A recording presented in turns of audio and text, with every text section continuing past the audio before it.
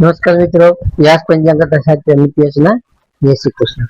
આજે આપણે જોઈએ પવિત્ર પુરુષોત્તમ માસની કથામાં આજે અધ્યાય 30 આજે અંતિમ અધ્યાયમાં જોઈએ તો સવિસ્તર વર્ણનમાં જોઈએ તો આ પુરુષોત્તમ માસ મહાત્મ્યનો અંતિમ અધ્યાય છે, જેમાં રાજા સુબાહુની પરમ ગતિ આખી કથાનો દિવ્ય ઉપસહાર અને મહાત્મ્ય શ્રવણનું ફળશ્રુતિ આમાં વર્ણવવામાં આવ્યું છે. તો આ 30મા અધ્યાયમાં રાજા સુબાહુનો મોક્ષ તથા ઉપસહાર અને ફળશ્રુતિ આપણે જોઈએ તો કે 29મા અધ્યાયમાં આપણે જોયું કે રાજા સુબાહુ બધું જ ત્યાગી પત્ની સાથે વનમાં તપ કરવા ગયા હતા.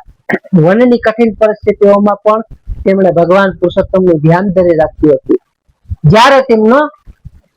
જ્યારે તેમનો અંત સમય નજીક આવ્યો ત્યારે વનમાં એક દિવ્ય પ્રકાશ ફેલાઈ ગયો.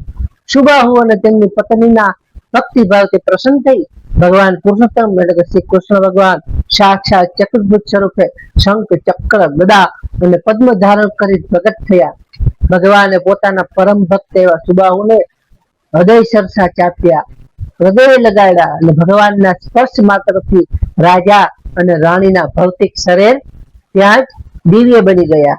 પ્રભુએ તેમને વરદાન આપ્યું અને પોતાના દિવ્ય વિમાનમાં તે બેસાડી સદાકાળ માટે પોતાના પરમ ધામ એવા ગોલોકમાં તેમને સ્થાન આપ્યું.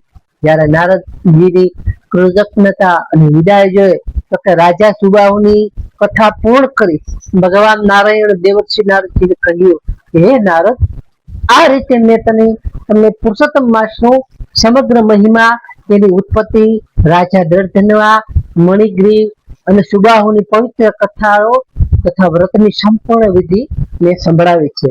ભગવાન નારાયણના મુખેથી આ પરમ દિવ્ય જ્ઞાન સાંભળી દેવર્ષિ નારદજી ભાવ વિભોર થઈ ગયા. તેમની આંખોમાંથી હર્ષના આંસુ વહેવા લાગ્યા. તેમણે ભગવાન નારાયણના ચરણોમાં સાષ્ટાંગ પ્રણામ કર્યા અને કહ્યું કે હે પ્રભુ, આપની કરુણાનો કોઈ પાર નથી. આપે કળિયુગના પાપી અને અશક્ત જીવોના ઉદ્ધાર માટે આ પરમ ગુહ્ય એવું જ્ઞાન તમે મને આપ્યું છે.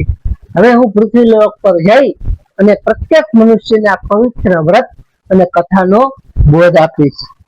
નારદજી હાથમાં વીણા લઈ ભગવાન પુરુષોત્તમનું કીર્તન કરતા કરતા ત્યાંથી વિદાય થયા.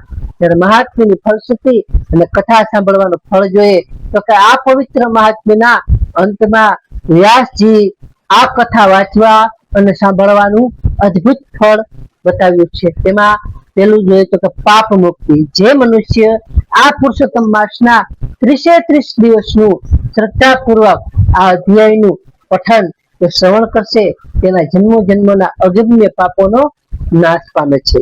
બીજું સુખ અને સમૃદ્ધિ. તો કે આ કથા જે ઘરમાં વંચાય છે ત્યાં ક્યારેય અકાળ મૃત્યુ, રોગ, દરિદ્રતા કે કલેશ કે કજિયા કંકાસ થતો નથી. ત્યાં સાક્ષાત લક્ષ્મી નારાયણનો હંમેશા વાસ થાય છે. ત્રીજું પરમ ગતિ. કળિયુગમાં યજ્ઞ કે કઠિન તપ કરવા અશક્ય છે, પરંતુ આ 30 અધ્યાયની કથા સાંભળનાર મનુષ્ય અંત સમયે યમલોક જવાને બદલે સીધો જ વૈકુંઠ કે ગોલોક ધામનો અધિકારી બને છે. ત્યારે પુરુષોત્તમ મહાત્મ્યનો અંતિમ બોધ જોઈએ આપણે તો કે આ આખી કથા આપણને એ જ શીખવે છે કે સમય બદલાતો રહે છે. સંસારના વૈભવ અને સુખો ક્ષણભંગુર છે, પરંતુ ઈશ્વર પ્રત્યેની સાચી શ્રદ્ધા અને ભક્તિ જ જીવની સાથે જાય છે. પુરુષોત્તમ માસ એટલે કે અધિક માસ એ પ્રભુએ આપણને આપેલી એક દિવ્ય તક છે, જેથી આપણે આપણી દોડધામ ભરેલી જિંદગીમાં થોડો સમય કાઢીને આપણા આત્માનું કલ્યાણ કરીએ. તો આ અધ્યાયમાં બસ આટલું.